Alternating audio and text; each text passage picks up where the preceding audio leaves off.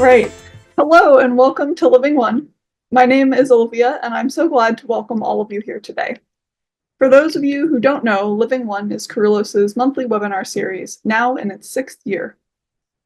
With guest speakers from around the world, we listen into how people are bringing their ethics, minds, and lives into alignment with nature for earth and animal liberation and revitalization. Our first series of 2025, Attending to the More Than Human World, explores the ethics of attention, why it matters when we unhook our minds and attention from human privilege and ground ourselves in the perspectives of animals, plants, rivers, seas, and forests. Over the course of this series, 6 incisive thinkers offer thoughtful and practical guidance on how to pay deep and loving attention to animals, plants, and the earth. Join us for another year of rich conversations to learn how, individually and in community, we can take the necessary, concrete, timely steps towards a world of peace and wellness for all Earth beings. Our guest today is Skye Cielita Flor. Skye was raised on the edge of a wildlife reserve in South Africa, where she spent most of her days exploring the outdoors and immersed in the imaginal world. She now lives on Wurundjeri country. Skye, you'll have to help me with that when you start speaking. In Melbourne, Australia, with her husband, toddler, and border collie. Her early years were spent working in wildlife rehabilitation and as a wilderness guide in the South African bush. She then underwent a traditional 3-year apprenticeship in Taoist healing practices before moving to the Peruvian Amazon, where she entered into a full-time traditional curanderismo apprenticeship with her Shipibo teachers of the Mahua Lopez lineage. On return from the jungle, she has been passionate about finding meaningful ways to deepen into and integrate the life-altering paradigmatic shifts that she experienced through her time learning from the plants. This is primarily done through her work as a facilitator of experiential deep ecology workshops, as a folk herbalist, a community grief ritualist, the leader of study groups on the work of Stephen Howard Bunner and his work on contemplative activism, and as a facilitator of immersive group experiences into practices focusing on reclamation of living earth perception, mythic imagination, and ritual rhythms. Before we begin, I'd like to take a moment to acknowledge that we are all currently on various different Indigenous lands. I am currently on the ancestral homelands of the Council of the Three Fires, which includes the Ojibwa, Ottawa, and Potawatomi. This land exists also as a place of trade with other Indigenous communities, including the Ho-Chunk, Miami, Menominee, Sauk, and Meskwaki. The Krulo Center for Nonviolence is located on the homelands of the grizzly bear, Takelma, Daku Bedite, coyote, coho salmon, golden eagle, and gray wolf. Finally, we ask that all of us participate today with full respect and attention to each other in the spirit of peace and wisdom that Living One seeks to foster. So without further ado, we welcome Izzy Clark and Skye Cielita Flor. Hello, thank you very much indeed, Olivia, and welcome everybody. I'm really excited about this, so I hope and I'm sure that you are. I don't know, Skye, if you wanted to mention about the lands that that you currently inhabit as well. Absolutely. So I'm currently living on Wurundjeri country. So I'm in what is known Melbourne, Australia, or Naarm, and Wurundjeri country is where I've been the whole time since I've been living in Australia, which is just the last 8 years. Yeah, it's beautiful, beautiful country. Yeah, thank you. And I must say I'm living in a place that belongs to 2 felines, and so they might intrude to a certain extent vocally, and I apologize for that. Skye, your your life seems to have been this wonderful journey of exploration and discovery through all these various traditions, and it sounds as if you've engaged incredibly deeply with a lot of profound practices. Could you give us a bit of a guided tour of your development, and that will, I hope, set the stage for a wonderful conversation. And also, as you were telling me right at the beginning, this started when you were very, very young. Yes, yeah. I mean, that's where I would begin, actually, is having grown up on a homestead, a 10-acre homestead in South Africa, kind of in a really beautiful point between access of the city, but also near out towards the rural land, so near bushland, and so kind of in the middle point between those 2 places. And I was very lucky to have had what we might call a free range childhood. So very much my mum having to, call out the door at dinner time after having not seen me for many hours because I was out on the land with my friends or by myself. And yeah, very, very, very privileged and lucky to grow up that way. And that upbringing had a very significant impact, I feel, on the rest of my life. I feel like my parents, because it was a beautiful upbringing and home life, but they were also very kind of hands off, I would say, in a good way, that allowed some very natural, innate, what we might call animist capacities to arise and like develop themselves in ways that I feel like a lot of our children now are shut down very early.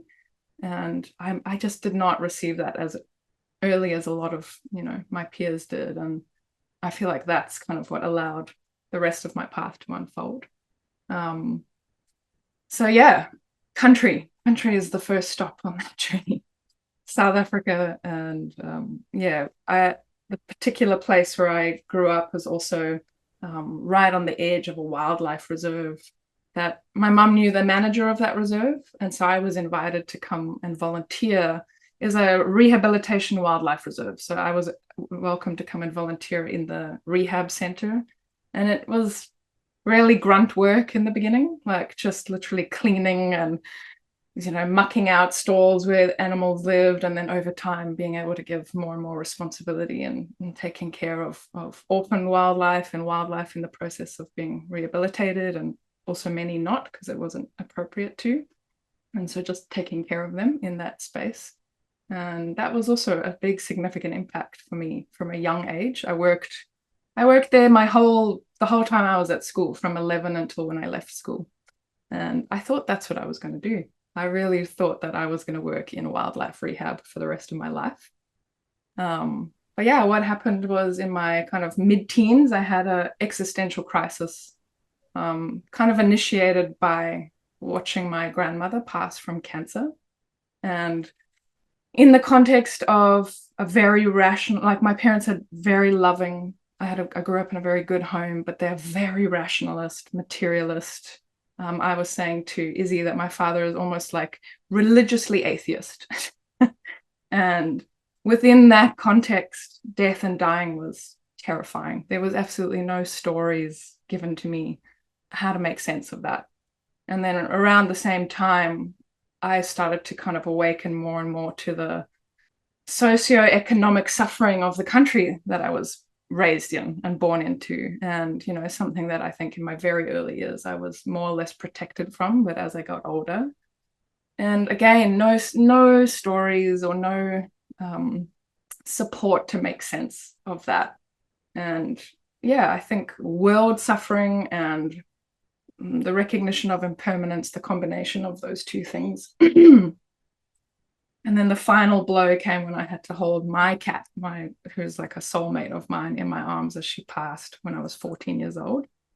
And yeah, I do not joke when I say I cried every night for about a year after that experience. Just really, the grief was massive. And I just didn't know, I couldn't hold all of that. I couldn't hold it. I couldn't make sense of it. The stories in my culture were not sufficient to help me meet all of that. And it sent me into a crisis. I started having panic attacks. I started having fear going to sleep. Basically, mental health issues started to arise. But I was really lucky when my grandmother did pass. She left me a little money, not a lot, but enough to buy myself a ticket and an entry into a retreat in Peru when I finished school. That's the first thing I did. I left school. My parents are, as I said, very easygoing. I had a friend who had gone before, the year before, who came and spoke to them about what was happening there, and they signed off on the journey. I went with two friends of mine, and I went to encounter ayahuasca for the first time straight out of school. And it changed my life. It changed my life. Basically, what happened was that my kind of like innate animus sensibilities from my early childhood, my wild, free-range childhood, that had also, through my existential crisis, been kind of pressing up against my father's worldview and my culture's worldview that said everything is that we're in a world of dead, meaningless objects. You know, the only thing that is of matter here are humans and the human mind and the interiority of the human and the creations of the human and the aspirations of the human, right? And I really struggled with that as another element of my existential crisis. And this plant medicine, the very first ceremony, and there were many, but the very first ceremony just totally laid bare how yeah, that was just not true, you know. And I deeply experienced with love in my heart the wrongness of my father's worldview and the deep struggle that, you know, loving someone who has such strong beliefs that didn't feel like they sat well with my instinctual natural experience, like that friction felt like it was laid to rest that day. And that changed the trajectory of my whole world. I knew that that's the work that I wanted to do, was with the plants after that. But I was too young. I didn't have the funds. So I left and I came back. I traveled a little bit more and then I came home to South Africa and I enrolled in an apprenticeship in traditional Chinese medicine. And it felt like a really like kind of foundational step to take. And I'm really glad that I did that, because it was, you know, an incredibly grounded, systemized approach, but also broader again than that view that I was raised within. And yet there was a lineage, there was a, you know, lineage transmission, very clear practices. There was a way that system was structured that made a lot of sense to the mind that I grew up with, in a way, if that makes sense. Like it was clear steps and structured, and yet it still had space for touching the deeper currents of life that are in the realm of the unseen. And so that gave me a really beautiful grounding. And I thought again that that's what I would study for a long time, and you know, maybe become a practicing Chinese medicine practitioner. And then South Africa changed the rules halfway through it was a traditional apprenticeship, so I wasn't at a university. I was learning from Dr. Jeff Lan in South Africa. And yeah, they said basically, if you want to practice now, you have to go and do a pre-med at university, which is a 5-year degree, and it costs a lot of money. And it just was not going to happen. I wasn't going to do a 7-year traditional apprenticeship and then 5 years at university to practice. So I said, okay, I'm only halfway through, but I feel like I've gotten like invaluable grounding here, and I'm going to leave. And now I'm going to dedicate my time to gathering the funds to go back to the jungle, because that was my strong impulse. So that's what I did. I spent a couple of years working random jobs to get what I needed to go back. And when I was 22 years old, I went back. And I spent the first year kind of stumbling around, like from different centers and trying out different lineages and, you know, getting volunteer jobs. And it was random, a little bit random, but I learned a lot from, you know, trying out different lineages of practice. And then towards the end of that first year, I found my teachers. And I was also at the same time given a job, which was great because I was about to run out of funds. I was about to have to leave. And yeah, I then ended up working at an ayahuasca healing center.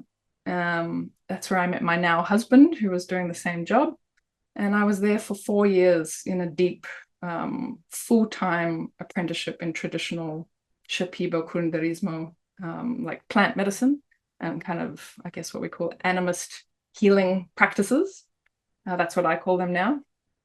And also leading and guiding groups, predominantly of Westerners, but also locals, but predominantly Westerners, to encounter these plant medicines and to just support them through the radical shifts that can arise from encountering those spaces for many who had those encounters for the first time. And yeah, a lot of the work was just supporting them. And that was, I might say that was one of the central parts of my story, is that so far, was that experience. I just wanted after 5 years, we left. Just wanted to break in for a moment because you mentioned that very first session that you had with the ayahuasca, and then again, sort of, supporting people as they go through this this paradigm shifting transformation in their thinking. Can you give us a little sense of, I mean, I know it's going to be incredibly difficult to try to communicate. I mean, I understand it's one of those things that, you know, if you don't know what jazz is, no one can describe it to you. but but something of, well, I suppose in the context of our talk this evening, how it changed the way that you attend to the more than human world through what you experienced, what you saw, and what you then supported other people going through. Yeah, totally. Well, because I went through this very specific reason of my, existential crisis, what I experienced firstly was a strong encounter with impermanence in that space, in that visionary space. I experienced myself dying over and over again, and all the resistance to that again and again and again until it softened. And eventually I was able to hold death within like a larger picture. Basically, it took me from this very scary, narrow view of death and impermanence within the realm of materialism and individualism, where if you don't have this wider context, death is terrifying. Death is terrifying. And so what it did was it kind of supported me to crack open that context and place death within a life context. So that's the first kind of layer. I kind of started to understand on an experiential level after a very scary experience of just watching myself pass over and over and over. I cracked into this lived, embodied experience of death as generative. It basically took me into this experience of my body feeding life. And I don't know if anyone knows that beautiful quote by Wallace Stevens, "Death is the mother of beauty." And not to romanticize it, but just the truth that everything that we know and experience as beautiful comes and lives and feeds upon the body of something else, like it just cracked through this very linear understanding of life and what life even is. So that was one of the first layers. And that then broke me open into a whole different understanding of myself in relationship to life and the world. And part of that was like recognizing, my kind of instinctual experience of the world as being ensouled, as being alive, as being in connection and in communication with me, which was a very clear experience from my childhood. And I would say that almost every single one of us had that experience. Even maybe I would even say all of us. I don't know. It depends on how early we were shut down as children. But most people, when they're supported to actually go back and remember their childhood, they will remember some experience of living in an ensouled, living, responsive world. And you need to be taught to see things differently. We are shut down. And so that's what I was shown. I was shown how I had experienced the world, and what I knew to be true as a child was true. And that there was forces coming in and kind of shutting my perceptions down in a way that was leaving me feeling alone in a dead, meaningless world of objects. It was this really deep experience of that being a world view that came in from the outside and not part of my innate truth of life. And so having that and seeing it in that way, it was so clear that it's never been able to be fully shut down again. There's been times where my sensory gates, as a teacher, Stephen Harabune, talks about sensory gates and how that worldview of materialism kind of shuts our gates down so that we are perceiving what we expect to perceive based on the story or the worldview that we're inhabiting. And I feel like since then, even though my gates can be really shut down in cities or in the company of folks who hold that or resonate that worldview very strongly, it's never been able to be permanently shut down ever again, because that experience or that encounter that I had that day was enough for me to know what I know, if that makes sense. It gave me the ability to know what I know about the world. And yeah, that's not the experience that everyone has coming down to work with these medicines. it is the experience that I feel is one of the most valuable things we can experience with those medicines, that I would love to see more supported. And I feel like one of the reasons I had that experience straight away in my first ceremony was because that was what I needed. That was the deep longing in my heart. You know, a lot of people come down looking for healing from physical ailments or purpose or creative inspiration, or there's other things that they might experience before that. But I feel like if we create the context to support that awakening, that particular awakening, what we might call eco-awakening, it is one of the most powerful technologies, in my opinion, for that. Yeah. And how has that been part of what has inspired you to regard, well, it must be key, although it sounds as if you have always had these traits anyway, but to regard the world as, you know, the natural world, the more than human world, as sacred, and as trying to encourage people to regard this world with a sort of reverence and a desire to protect rather than exploit. That's it sounds as if that became very vocational for you as a result of those experiences. I would say that is my golden thread, again, to use the language of Stephen Herod-Buehner. It's like this deep soul expression of what I feel is my role here. And there's been all different modalities and approaches that, you know, back then it was the plant medicine that would, you know, that was kind of the primary way that was happening. Later on in my journey, it became deep ecology processes, or there's all kinds of different modalities that I now use to facilitate that, because I don't feel like everything is suitable for everyone. I'm very aware that not everyone is going to or needs to experience plant medicine. It was a very powerful and important part of my journey, and I'm so grateful for it. And I also recognize that, you know, if there's the story of doubt is so strong that for some people, if that's where their encounter happens, the parts that aren't on board with the animist perception will always hold a little bit of doubt because it happened in a plant medicine ceremony. And so I found it really important to actually access other pathways into that shift, and also to build a bit of a context or a framework, because for me, I was in this Shipibo context, which my animist parts, my childlike animist parts, were so on board with.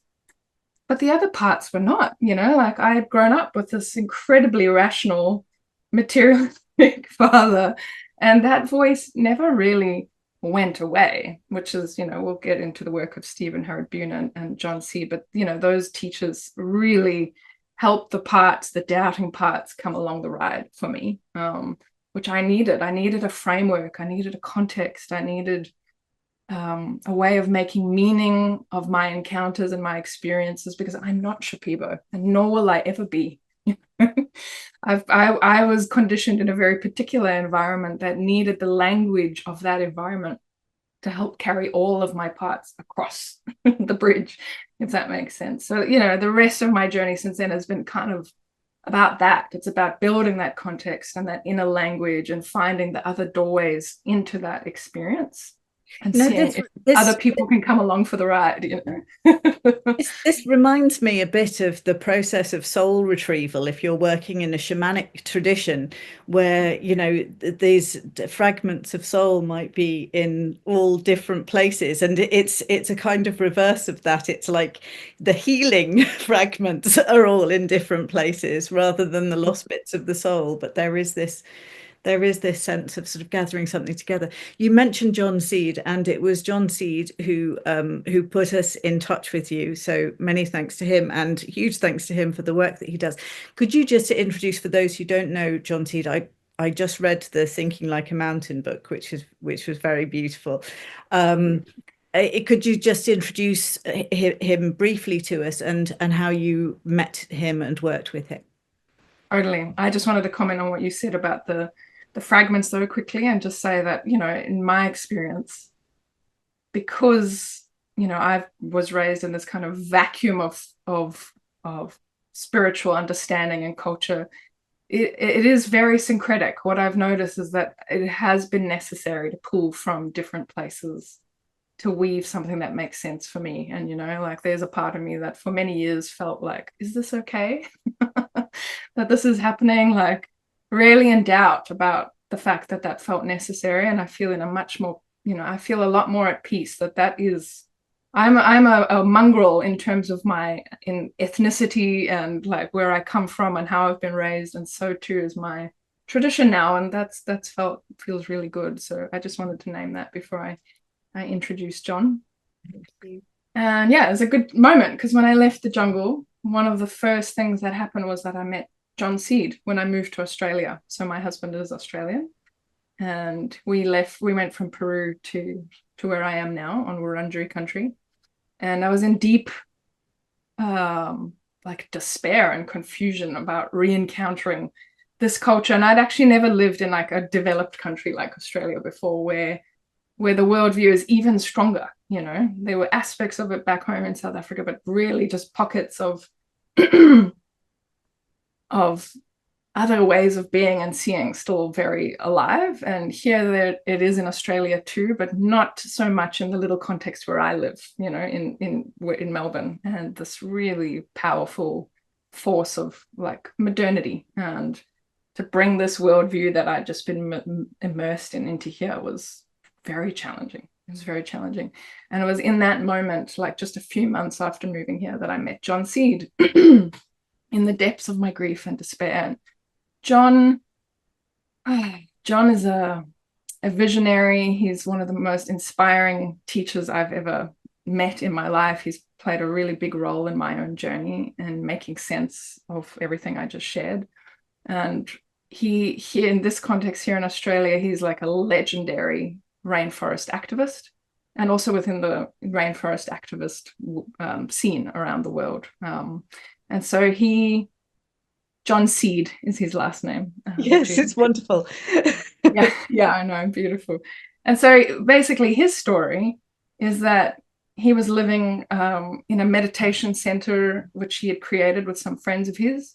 And he got the call one day to come and defend a local rainforest from logging. And he said like his kind of awareness of forests and the need to protect forests wasn't really on his radar at that point. But he responded to the call because he wanted to be a good neighbor. And so he went off and a whole bunch of them set up a blockade to prevent this logging from happening. Excuse me.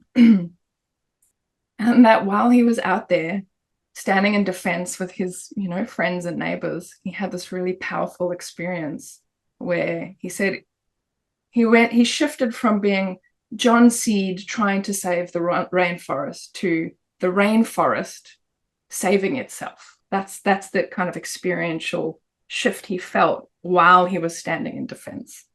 And he said this moment just pretty much discombobulated his entire rational mind and threw everything he knew about what he thought he was going to do out of the window. And he very quickly redirected his whole life towards the protection of rainforests. And he, along with some friends, he formed what is now known as the Rainforest Information Center. And him and his colleagues went on to protect millions of acres of forest all around the world, and lobbied to get reserves, created. And they work in different countries, not just Australia, but they did preserve a lot of forests here as well, and working on the ground with Indigenous communities to help them stand up for their forests by supporting them in their voices, particularly down in Ecuador at the moment, where there's just huge mining concessions. Like, it's just insane. It's one of the most biodiverse regions in the world. And yeah, they've been working consistently there for a very long time. Anyway, they had a lot of success in the early years. And he said, but as time went by, these forces gained a little bit of immunity against these tactics of forest preservation, and it became more and more difficult to protect. And he also said what he noticed was that for every forest he saved, another 10 went up on the chopping block. And there was a moment or a point where he recognized that while, of course, this form of activism is essential and still is, absolutely no doubt about that, and he's still doing it, something else was needed. There needed to be something that actually shifted the perception, similar to what he experienced when he was in that forest, that, that broke people out of the worldview that allowed them to think that this was okay in the first place, that this was necessary and okay. And that became like his passion. And through that, he started to look at all kinds of philosophies and bodies of work, including the deep ecology philosophy of Animate, and like just many teachers. But on that journey and exploration, Joanna Macy came to Australia to offer one of her despair and empowerment workshops. And he attended one of her workshops, which was very much at the time about how experiencing our grief for the world and really allowing ourselves to hear the cry of the earth was one of the ways to kind of unblock the stagnant heart and like connect to a deeper kind of resource to keep showing up for the world. And it was very powerful work. And he said it really touched him. And he was really impacted by her and her presence and her fire for the world. But he also felt like something was missing from the work. And so after the workshop, he approached her and he shared with her what he was thinking about, you know, basically the need to kind of broaden the work that she was doing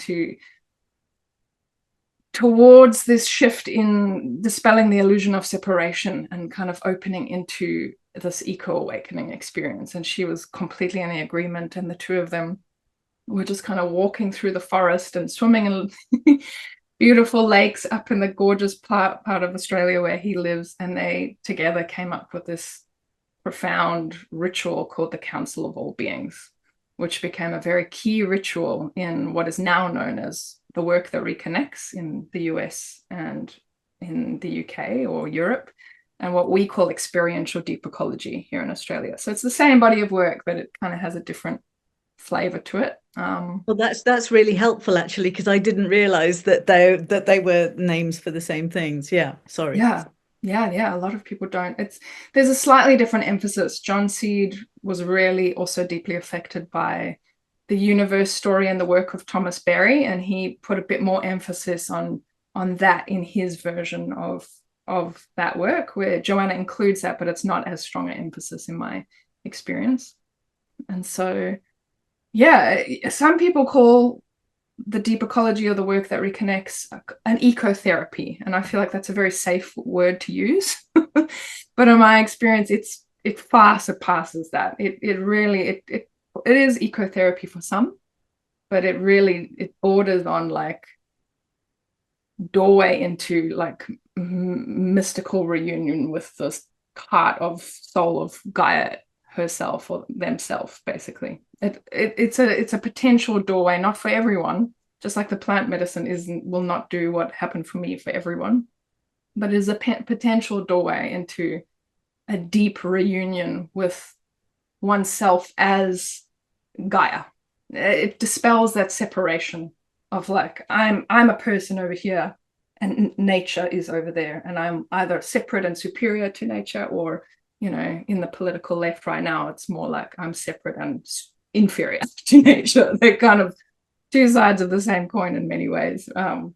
It dispels that entirely. It goes beyond that mechanism of the clock entirely and breaks you into a much wider understanding of self in relation to world, and what the capacity to stand up and what standing up for world even means, basically, in that world.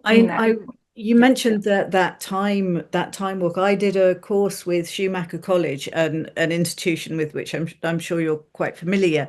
And Stephen Harding was leading the course along with a gentleman, Per Ingvar Hawkland, who actually will be speaking in our next series of Living One. So watch out for Per Ingvar.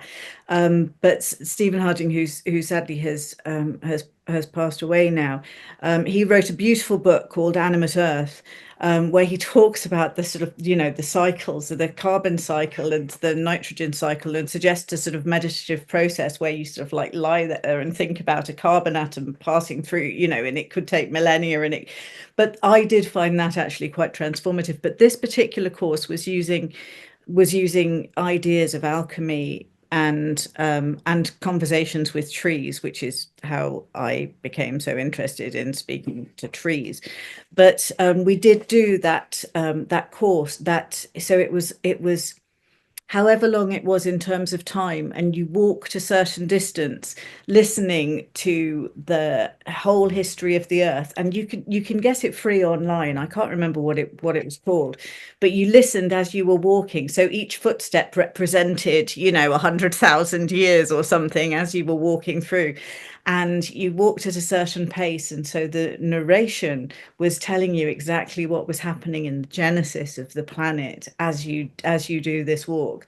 And I know that a lot of people on the course found that, you know, incredibly powerful. I found the trees the most powerful bit for me, but I think it is it is something that's worth doing, to give you that sense of this vast planetary history and this sense of engagement and immersion in it.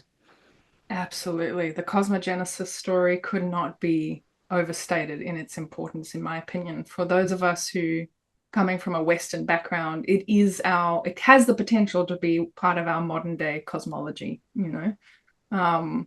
So in the deep ecology work that John leads, we begin with gratitude, and very quickly we move into the piece that Joanna came up, which was just the grief ritual. Very, very powerful grief rituals, and an essential core part of that process. And then from there, in John's version of the work, we go into the deep time. So we walk, like he creates a walk called the Earth is Peppercorn.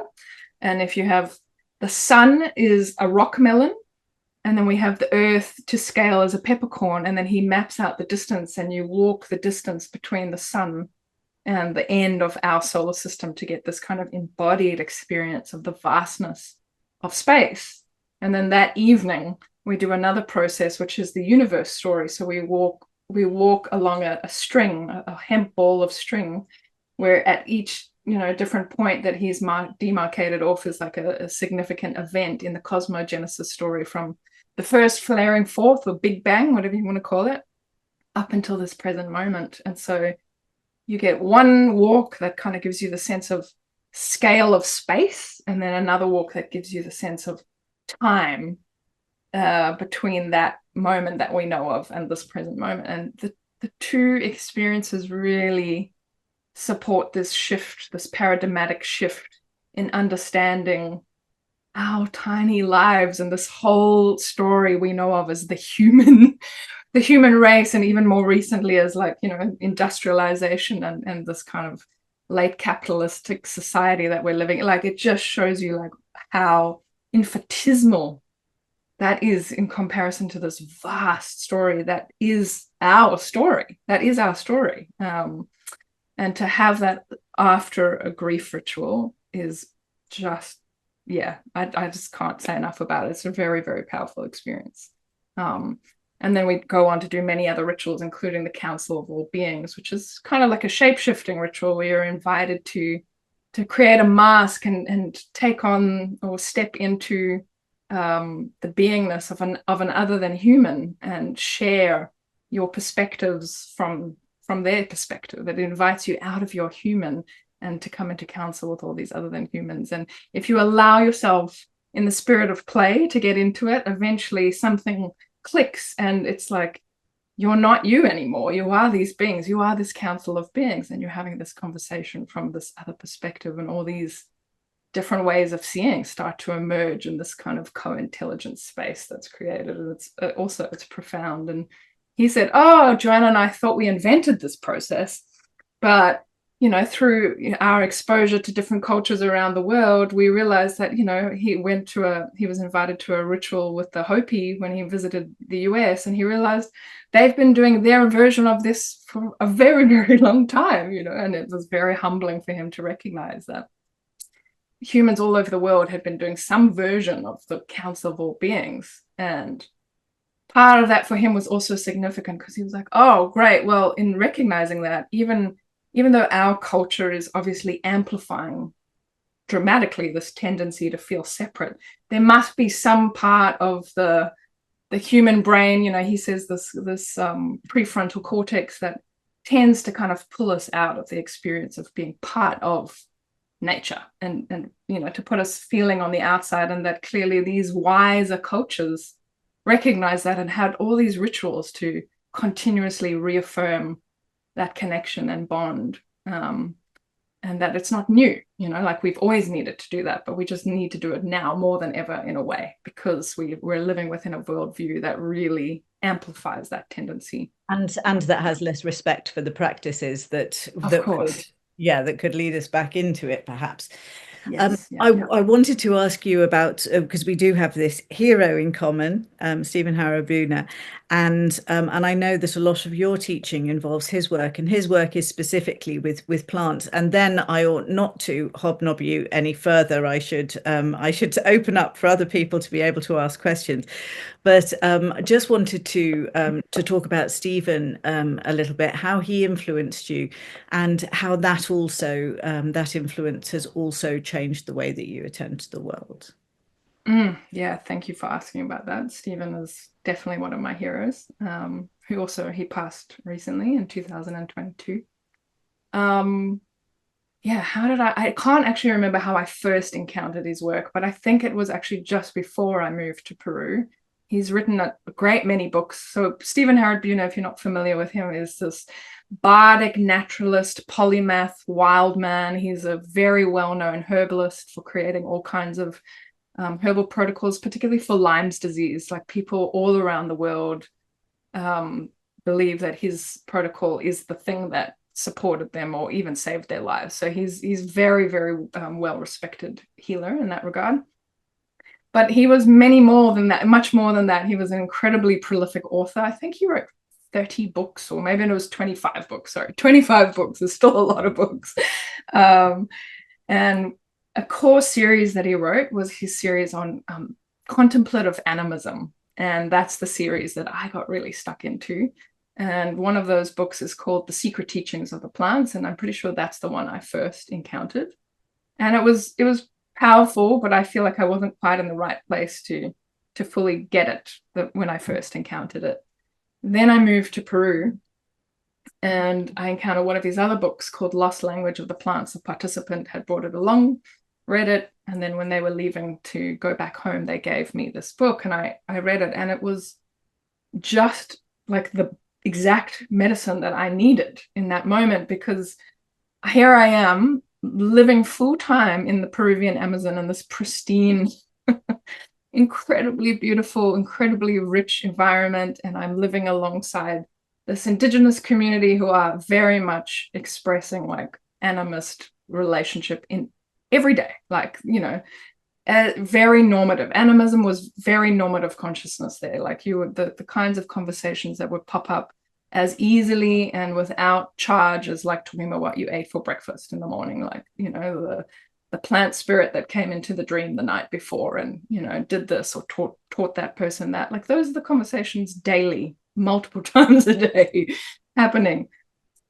The part of me that was already on board with all of that, I guess you could say the child part, was just in heaven. But like I mentioned, the other parts were not on board, but I didn't know it, that they were not on board, until I started reading Stephen's work. And basically what Stephen did was he himself had some strong encounters of direct relationship with the other than humans, with plants, but not just plants, with the psyche of the earth itself. And those encounters were so potent for him that he himself wanted to create something to hold that, to make sense of that, and to support people, some kind of map to support people for accessing that. And part of that map was going very deeply into Gaia theory and the neurobiology of plants and other species, and showing how it is that they can be in connection with us. And like, basically what I now call eco-animism or bioanimism. It's like the kind of science of the sentience of life. And there he then bridges off into what we might call the more mystical animism, which is where you really depart the rational waters and enter into the imaginal and into the dreaming mind of earth and oneself, and have what we might call more spiritual encounters with these beings, right? But I didn't know how much I needed that bioanimism foundation to support those doubting parts to come along. And as I read his work, I felt more and more of those parts hopping on for the ride and feeling more kind of like in the work that I was doing. And it was while I was there that he released his kind of magnum opus, which is called Plant Intelligence in the Imaginal Realm, which is the book that I now hold study groups on. And that was, for me, that was like the book I needed. I felt like there in that book was some very, very important pieces that, again, I was like, okay, what I'm experiencing, that part that's like, this is all happening because I'm working with plant medicines. And so there was that little bit of doubt. It just put that to rest. And it also offered pathways and practices to start cultivating that sensitivity and that open perception and that communication outside of the ceremonial space, which is what I really needed. And, you know, that was already so present in the culture that I was living in, but it's like implicit. It's not something they would teach. They modeled that in their way of being, but it's not something that was taught actively, right? And so for me to have someone who kind of made all of that a bit more explicit and offered actual practice pathways, that was, yeah, invaluable. And so that was one of his impacts on me then. And then when I left Peru and came back into this context, his work became valuable to me all over again, because now I was outside of that animist context and not participating in ceremonies hardly ever at this stage. You know, I just had pregnancy and I'm in the years of my early motherhood. I have a 2-year-old, so I haven't participated in a ceremony in a couple of years. And it's been amazing because I don't need to, you know, like I have all these practices that allow me now to contact that in very subtle ways on a daily basis in the 5 minutes of space I have, you know, which is often all the space I have as a mum of a very busy toddler. But even better than that is so much of what I can do, can be brought into my mothering. And that's something that I want to be doing more and more and more as he grows older as well. So yeah, significant teacher on my path. Yeah. The first book you mentioned, The Lost Languages of Plants, is that right? And the second one, Plant Intelligence in the Imaginal Realm, which is the one that that he suggested to me. But I think I might like to read The Lost Languages of Plants now. It's so beautiful. I really recommend it. Yeah. Yeah. So I ought to open up to the audience, and while I encourage you to either put your hands up or perhaps type a question into the chat, I can start, and we have got some questions that we're asking all of the people who are speaking for this series, and it's kind of implicit in what you've been saying, but how has all of this changed you and changed the way that you relate to the world? What's been the big thing that's changed? You wanted me to answer that now? Or Yeah. Yes. Oh. Yeah. Well, I think I did share that already, but I'll just be more explicit about that. I feel like it gave me, in one way, permission to really embrace that kind of like innate knowing that I was born with already, you know, this normative consciousness of recognition that the world is alive, that it is peopled with beings, basically, that are available. They're not always desirous of relationship, but they're potentially available for it, you know, if they're interested in it, which they're not always, I'll say.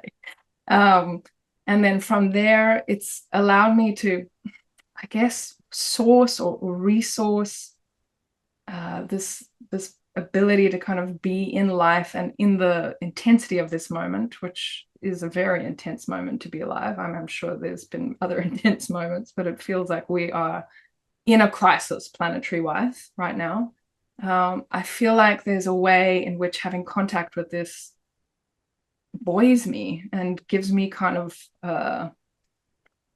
an ability to kind of move through this chaos that isn't coming from me. And I feel like that's really, really necessary. I feel supplied with some kind of energy from the larger body, and that feels essential in this moment. I think it also has supported me to understand that there's many different ways of participating, and outside of the very kind of narrow prescriptive activisms that so many of us kind of think of when we think of showing up, you know, like for me, reclaiming animist relationship feels like one of the most important things that we could be doing right now. And it's not like the sexy out loud work that you're necessarily going to get like a hero response for, or feeling about it. It's very subtle, and yet it feels like an essential piece for where we're at. That's we were talking a little bit earlier about how I was just completely selfishly going to use Skye to validate my experiences of conversations with trees, but that is something that trees repeatedly. I still feel, I'm still not in a sort of like completely non-vulnerable place about expressing this, but it is something that trees often say to me is, pay attention to us. This matters. This matters. This matters. And I find that just so hard to think, well, me attending to you, oh, what am I? I mean, I'm irrelevant. Of course it doesn't matter. I mean, I need to blow up a road network. And look, be here now. Your presence in relationship, in communication, this matters. And so it's beautiful to hear you express that so eloquently, that you feel that there is an importance to that. How do you think that the world would be different if we could get everyone to listen to Skye, Cielita, Flor, and do that? Don't have to listen to me. You can listen to that small voice that's telling you that this matters, because it's there. Trust me. I feel like everything would be different. Everything that we're doing right now, I feel is partly a result of us losing contact with this. That's how I feel. I don't feel like this could possibly happen if we were all in relationship in the way that I'm talking about. Because it's when you're in contact with this relationship again, it feels like there's this possibility for this natural earth ethic to start moving through your activity again. Whereas at the moment, the only way that we can be good is if we follow a kind of top-down morality, political morality, which is important in the absence of what I'm talking about in terms of this natural earth ethic, but it doesn't have staying power, and it requires us to work as individuals to change the tide of what's going on now, which is not possible. We need to be in contact with a larger, older, vaster force. And then what happens is there is a non-linear, untrackable options of participation become open to you in ways that are not from the current worldview that we're inhabiting. And so that's part of what is the potential if we kind of follow this path beyond. I mean, talking to trees and reclaiming this animist relationship is kind of the first step, like it goes beyond that. It goes into this kind of relationship with the Gaian mind at large is where this path travels towards, and even further beyond that, like a reconnection with the animate heart of life itself, the force from which we all spring. I'm not going to go too deeply into that because that's a whole different story, but there's a different sense of action possible. There's a different sense of possibility, and there's a different source of energy that comes through. And then also I think another really important piece is like the listening, like to really take on this worldview and to come into relationship in the way that I'm talking about requires you to, when you look out at the world, you're not just seeing like a background, a static background populated with objects that is the stage for the human drama, which is how so many of us are inducted into seeing the world, right? Like through this journey, it's like, maybe the animals are also like, sentient beings with agency, and you can reclaim. That's like the kind of step one. And then beyond that, you might like bring the plants onto the stage of animacy, and then the next is like the inanimate objects. And then beyond that, the next layer is like, there is actually no stage. Like I am in a co-evolving participatory scenario where any action has like countless interactions that are untrackable, in ways that open up possibilities that Joanna teaches about as the emergent intelligence of the Gaian body itself. So we can then participate without needing to know the fruit of our actions, but just by following this deeper knowing or thread, what we might call the golden thread, or the soul instinct, right? And at the moment, if you don't know how to listen for that, and if you don't know how to follow that, then your only option to participate in the healing is the prescriptive activisms that feel really confining and overly linear, in my opinion. And so it really opens what's possible. I so want to find out about this golden thread now. This is completely captured me. Katerina, you've put a comment in the chat, and as I haven't got my glasses on, I can't actually read it at the moment. And I would love, Katerina, for you to make yourself visible and unmute yourself and ask your question if you can. Yes, of course. Thank you. I'm an ecotherapist in training, amongst other things, and I work with trauma. So people who are severely traumatized are often very scared of other people, and they don't know how to relate because they're so fearful. So going out and meeting the more than human in different ways, animals, the woods, whatever, is a gateway into learning or daring to relate again. This is what I see. And then I see that they get in contact with the more than human, they get in contact with themselves and all these different parts that has kind of shattered or separated. And then that is a way so they can actually come in community with people again. So it goes through the more than human, because it's so early experiences. So you talked about Skye, that we can go back to that, all of us.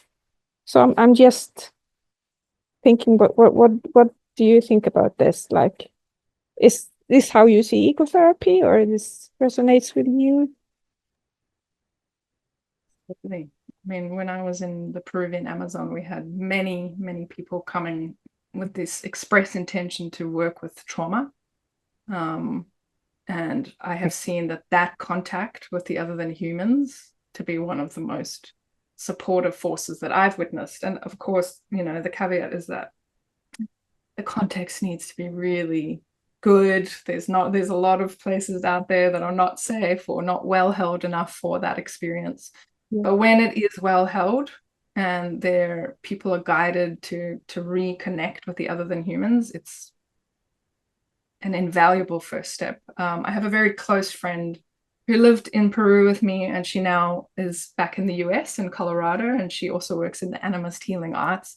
And again, she's not really working with plant medicine psychedelically anymore, but she does all this work. Like, so many clients come to her with trauma as well, and that's their kind of core goal, is to work with that. And she just does the most beautiful work where she'll take them out into like the cottonwood groves or like along the rivers, and then they're guided to like meet these other beings, and then when they're ready they can receive what we call plant brushings and baths, and like it's just like the most beautifully held environment where there's like a whole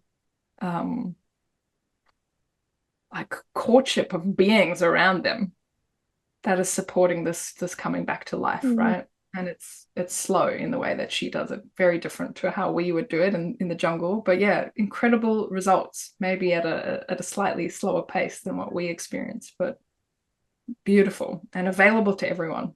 Yeah. And by that, by coming in contact with the more than human, you get in contact with yourself. So it's actually the same thing. Yeah, definitely. I mean, we're not outside of that force, right? We are also. No. Yeah. It's coming into contact with ourselves, but as we are, as our larger as nature selves. or as part of nature. Part of. Yeah. Yeah. I'm sometimes reluctant to use that word, because I feel like the language of nature is sometimes places that's outside in the way that we speak. But yes, as nature, it's a reclamation of Yeah, ourselves. no, I'm used to the we are nature. Yeah, Yeah. exactly. Okay, thank you. To come back into contact with that, I feel like offers deep resource for trauma and healing in a way that I feel is missing, really. And not just in trauma, but I've seen this happen, be like a big missing piece in addiction as well, is that relationship and being just essential, after people have tried so many other things, like often in those retreats, people had gone down every pathway you could think of, and we were often a last resort, and it was that piece, that contact with, because it touches this really deep inside. Yeah. Yeah. That early, Absolutely. deep, playful parts of us. Yeah. Yeah. Yeah. Yeah. So we're saying the same things. We're just using kind of different languages, but same thing. Yeah. Yeah, exactly. Yeah. Thank you. I'm going to invite Mary Beth next, whose question relates to the grief that can be caused by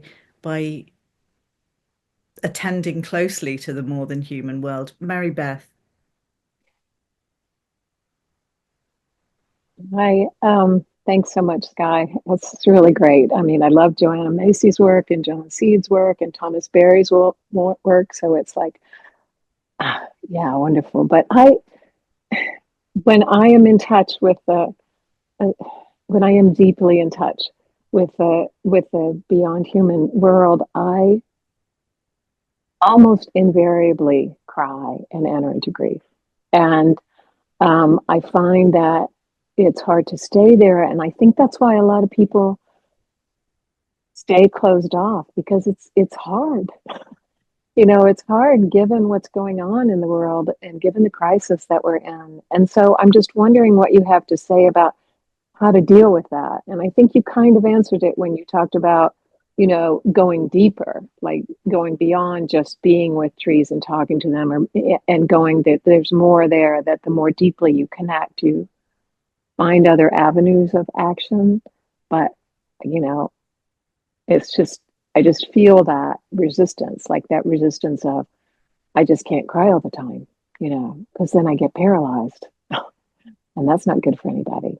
So any suggestions there? Firstly, just to say that you are not alone in that response. Almost, I run these study groups where we study the work of Stephen Herod Buhner and enter into these practices of making contact, and almost everyone, that's one of the first things they come up against, is this grief of opening back into the animate relationship. And I completely agree. I feel like as we open in that way again, that's one of the doorways that we need to pass through, is reconnecting with the hurt, the grief, the pain that is there. When shortly after arriving in Australia, I attended a connecting to country workshop with an Aboriginal elder. And he started teaching us about connecting to country and talking stories. But then he stopped himself not long into the story. And he said, actually, I can't talk about this until we acknowledge the grief and the pain that is soaked in this land, And for him, it was really important to truthfully acknowledge the history of place and the wider context of grief that we're in, and that being a doorway. And that's so coherent with what Joanna Macy teaches, right? That you can't bypass that. You certainly can try, but there's a reason why the grief work comes before the opening into the wider self piece. It is one of the doorways in, and it is also one of the things that prevents us from making that partnership, because of the fear that we don't have the resources to meet that. And so there's different ways that I would say different things. One is I would just normalize it and say that what you're experiencing is real and understandable, and absolutely, in my experience, quite necessary to go through. Secondly, it is scary to contact pain for the world as an individual, right? And so in the deep ecology work that we do, we come together a lot into community, because the idea is that we need the collective nervous system to be resourced enough to turn more fully towards that grief.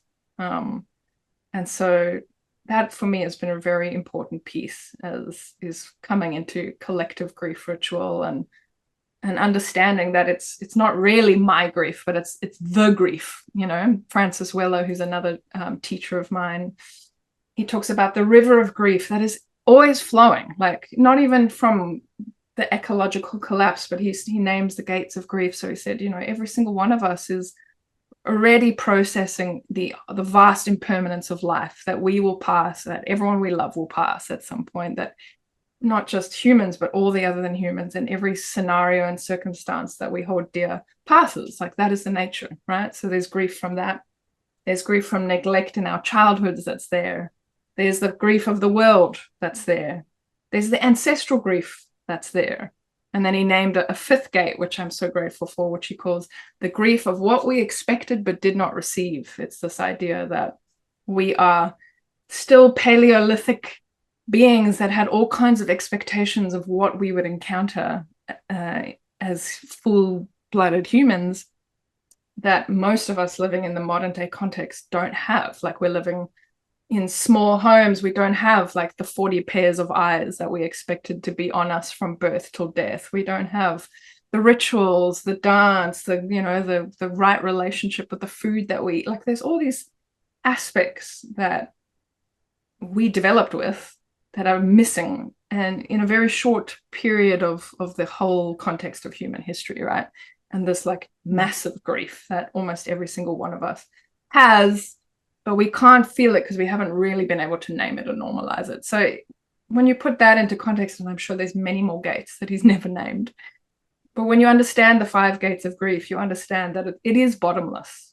And so one thing he talks about, and Joanna talks about, is that grief and grieving is a skill, and that through kind of stepping into the river of grief and allowing it to move through us, there is a renewal that happens.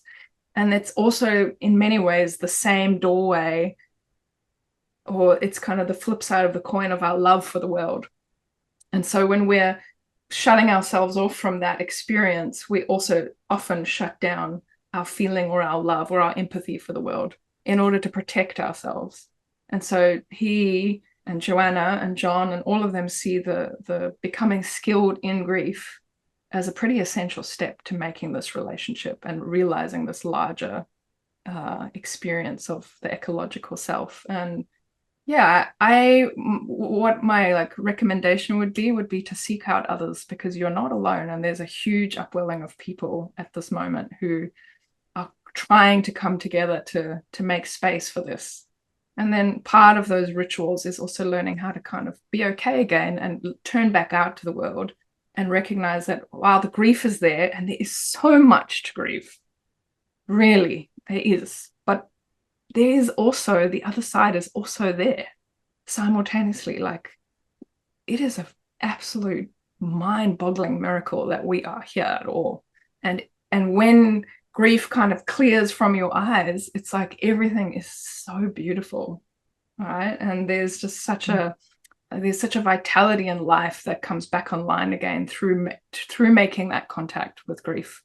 It's yeah, an ally. It needs to become an ally, and we all need to become skilled in grieving through this time that we're living in, which Francis Weller calls the long dark. He says skill in grieving is going to be one of the most essential qualities that any elder or kind of wise person in community needs to be able to embody and offer to the others through this time. And I really believe that to be true. So yeah, Francis Weller is a wonderful resource for this, and deep ecology work, and then just, starting to kind of balance the grief with the other pieces. So in the deep ecology work, we always start with gratitude. We resource deeply with gratitude before we open into the grief. And then after the grief, we resource deeply with this wider story of the cosmogenesis and like this like deeper relationship. And so grief is kind of sandwiched between these two. And that is what makes grief workable in my experience, is like the wider context and the gratitude, and having them on either side of that experience. Yeah. And you can do this in your own personal practice of grieving as well. If you're feeling overcome, like let it come, and there will be a point where you won't probably be able to go anymore on your own, and if you don't have another who can support you with that, then it'll naturally start to kind of shut down. Almost everyone I know who's so scared that they'll never be able to close that door is able to close that door. But then to kind of let it take you into that wider experience, because that'll naturally be there. That little opening after the grief is there. You just have to sometimes know it's there and be able to walk through into that. So that's what I would say. Yeah. Thank you. Yeah. And I do really feel like that's the big barrier for people doing this work, because we don't know we don't have rituals around grief and loss in our so-called modern society. So anyhow, like Zoe had no models, right? We have no models growing up. Yeah. Thank you. Yeah, it's one of the things that made John Seed's first workshop that I attended with him. I was deep in despair at that point, for what we received, but what we expected but did not receive, but also the pain for the world gates were like incredibly open for me, and I was feeling overwhelmed to the point of drowning. And that work was like such a light for me in that moment, and helping me contextualize that and be in company, be witnessed and be in company in that pain. Yeah. Thank you. Cecilia, you've got your hand up, and I see, Cecilia, that you joined a little bit late. The clock went back in Oregon. Well, I was here for the beginning, but then I got an important phone call, so I had to break away, and then I came back in. That's good. Yes. I wanted to share an experience of processing grief that I think fits right in here. When my last dog died, my beloved dog, I was living alone with her in the woods, and I buried her, dug her grave, and then I just sat out on the ground and just let the time pass. And it was muggy and hot. It was August, and the time passed, and then a moon came up. And what I was doing in myself was I was praying to the earth to receive her with love. And then what I felt, I guess when I'd been there enough, then what I felt was the earth answer that it was receiving faith with profound love, and that I was also received with love. And then I felt and could see that the earth, or the earth loves us, humanity, so much that it forgives us for everything we've ever done. We are so loved and so forgiven and so cherished. And I just felt this huge love. And I walked away from that, and I didn't have to grieve my dog. I also felt her presence with me all the time for about a year, continually. And then I was guided to move away from that place, and I moved away. And then I went back when I got busy with the moving. It was in a hurried day. And then I came back to dig her up.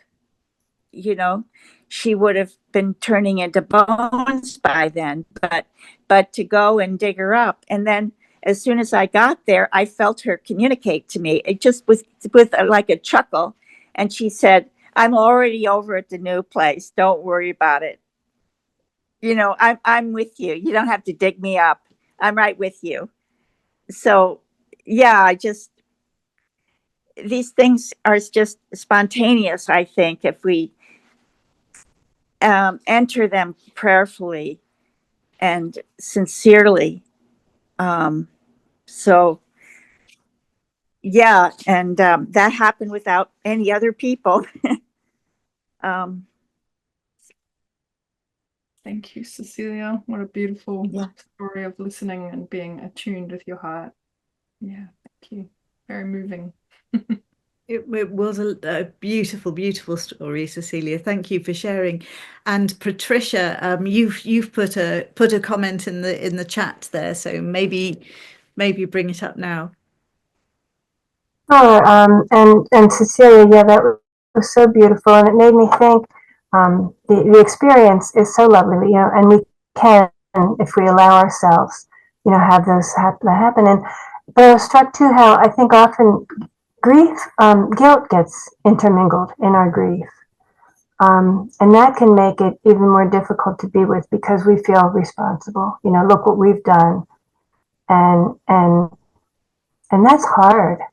But it's that I think it's very important to let go of that and really feel the grief and as Cecilia did. You come out the other side. And there's joy.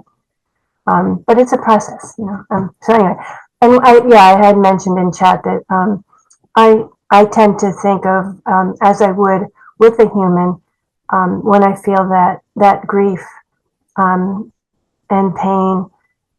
Sort of hold the hand, like if I might hold a loved one's hand, when they're dying or when they have suffered and lost. And I feel that, there's so many things we can't describe in words, but kind of to, reach my hand out and hold, and stay, to comfort, to be with. And I find that that's helpful. That's all. Mm-hmm. Thank you for that. Thank Yeah, you, I- Patricia. Definitely Skye, I agree. don't know if you wanted to comment on that. I jumped in. Oh, I just wanted to say that, one of the later gates that Francis and his kind of students have talking about adding is that for which I am, what is the language that he uses? Grief for that which I am complicit in, so that, giving space for that experience of guilt. And that's very heavy, I think, especially in, settler colonial, cultures and people, of which I am. And it's been very important to tend to that alongside the grief. So yeah, thank you for mentioning that. And yeah, for me, I think that in some ways, the guilt can function to hold us outside of life, like a big part of the work that I do, and that, that all the teachers that I really resonate with, and, my spontaneous experiences with the plants is about breaking down this anthropocentrism and human exceptionalism, the sense of being separate and outside, whether you're separate and superior, which is what most of us have been taught, through culture, through religion for, a long time now. Or what's happening now is this kind of like flip side of that is the separate and like we're the scourge of the earth, we're the disease that's taken it all down, and this immense guilt for being human and, the human race at all. And like there's definitely need to tend to that gaping wound in the psyche. It's very, very strong. But there's a way that I've come to realize that if we don't tend to it, it can actually function to keep holding you outside of the experience of life and continue to reinforce this sense of being outside of nature. It's like humans are somehow exceptionally outside in our ability to do what we want, or exceptionally outside in the damage that we cause, right? And it's a bit of a paradox, but I found it really necessary to come into some kind of relationship with the larger impact of the human species, not from a place of permission that it's okay that what's happening, and not from a place of, and it's a subtle thing, and the danger is like bypassing here and using it. Yeah. What I'm talking about is some kind of permission to keep doing what we're doing. That's not what I'm talking about. But what I've noticed is that where the action comes from in response to the pain of the world where it comes from is really important, and there is a way that we can act in defense from this wound of guilt that kind of reinforces the separation. I don't know if that makes sense. It's a subtle, but it's been a really important point, because I think a lot of people who have like this deep well of care and want so deeply to participate, but haven't reckoned with this guilt wound, can sometimes still behave or act out in ways that they haven't dropped into the deeper layer of listening to the earth, because they don't believe they can be, that they are a force of nature, that they don't believe they are earth. And somehow that guilt holds you, continues to separate you out. And so, yeah, it's, you know, we could do a whole conversation just on this point alone. It's layered. But I wanted to mention it because you brought it up, Patricia, and it's been a very important step on my journey that's come later. And it's something that if someone had told me that years ago, I would have been like, oh, no, this is just bypassing. You're just looking for a way to make everything okay and not really feel like the full impact. And it's not that. There is a way it can be used like that, but that's not what I'm speaking to here. It's a much deeper position of re-inhabiting myself as a Gaian being and as a force of nature, even in the destructive aspect that the human force is displaying right now, and then still responding from a deeper place in, you know, once you recognize that. Yeah, I don't know if that made sense, but yeah, it's important. Mm-hmm. Yeah. Yes, it did make sense, and I think that I hear what you're saying about that that guilt and the way that it can cut you off. And Katerina just put in, you know, that sense of not being worthy, and I think that is you know, oh, I am worthy, aren't I, darling? Thank you. I am to him anyway. Just in case there was any doubt. Okay. There's someone likes me. You couldn't ask for it. You couldn't. I mean, I did train him, obviously. He actually hates me. But no, sorry, I totally lost track. But I did entirely you know, hear what you were saying there, because I think that is a lot of that is something that I feel very strongly, and you know, and I think many of us here feel that. I don't know if anyone, I'm aware that we've kept Skye longer than I said to her at the beginning, but she's been incredibly generous with her time. But I'm sure if anyone else does have a you know, something quick that they wanted to say, now is your chance. Oh, Cecilia. I really appreciated your teaching, Skye, and this group. I want to say that first. And then I wanted to add what turned out to be a funny story in that year when I felt my dog with me all the time. One weekend, I went to visit my son in Boston for the weekend. And when I was there, I didn't feel her presence. And I was distraught. And I kept going outside and talking to people with dogs. And, you know, it was like, it really bothered me. And then I got in the car, and as soon as I started driving home, bam, she was in the back seat again. And I said, Faith, where were you? And she said, Will's allergic to dogs. My son's allergic to dogs. So she didn't want to be with me because she was afraid she set off his allergies. How's that? Oh, perfection. I love that. That's how we're going to be ending, Cecilia. Thank you. That's wonderful, Cecilia. Thank you. Beautiful. Skye, Thanks, Faith. do you have any final words that you wanted to say before we wrap up? Just gratitude to all of you for holding this space and having these conversations. I saw some of the other people that are speaking, and I'm in good company in this webinar series. some of my heroes, including Freya Matthews, I saw. Is that right? Yes, yes, she's the grand finale. Oh, and so she should be. Yeah, just absolutely gorgeous. Thank you for the work, and anything that supports what you guys are doing at the moment and the intentions is very close to my heart. So yeah, that's it. I Well, greatly admire what you're doing here together. Yeah. Well, we thank you from the bottom of our hearts. You've been, full of such richness and such wisdom and such generosity and compassion. I think, we've all been able to feel the energy that you give off, and it has been truly lovely to be in your presence, your internet presence for this hour and a half today. And thank you so much for getting up in the morning. I know that your little boy, he's a boy. Yeah, toddler, yeah, Remy Fox.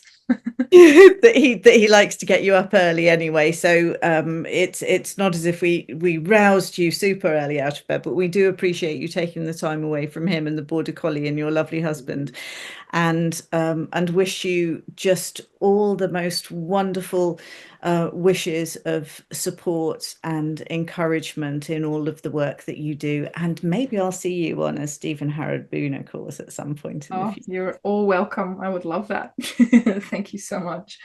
Thank Go you. well, everyone. Yeah, thank you. And I'll hand over to Olivia now for our to wrap us up in the professional and grown-up fashion. Hardly. Thank you so much, Skye. Everything, as you said, is so true. It was fabulous to meet you today and hear all of your wisdom. It's incredible. Our next speaker for everyone will be a week from today on March 21st, back at our usual time of 10 a.m. Pacific time. So glad all of you followed us here today a little bit later. We will be welcoming Eric Jampa Anderson, an environmental historian, teacher, and the author of Unseen Beings: How We Forgot the World is More Than Human. If you enjoy Living One and feel called to support Carullo's Living One and all of our sanctuary residents, please consider donating at the link on our website, carullos.org. For those who have not already joined our course, you are still welcome to do so. There's plenty of time. We have another gathering set to happen at the end of all of our speakers in a few weeks. So to register for this, you can go to our website to learn more and also enroll, or you can always contact us at contact@carullos.org if you have any questions about the course or anything else. And if you would like to deepen your practice and experience with attending and everything we discussed here today, please join us in exploring a meditative practice at Vital Breath for Earth, which is held every Wednesday at 12 p.m. Pacific time. Once again, thank you, everybody. Thank you so much, Skye, for joining us today. It's been incredible and so inspiring. We're glad to see everybody. We'll see you next week.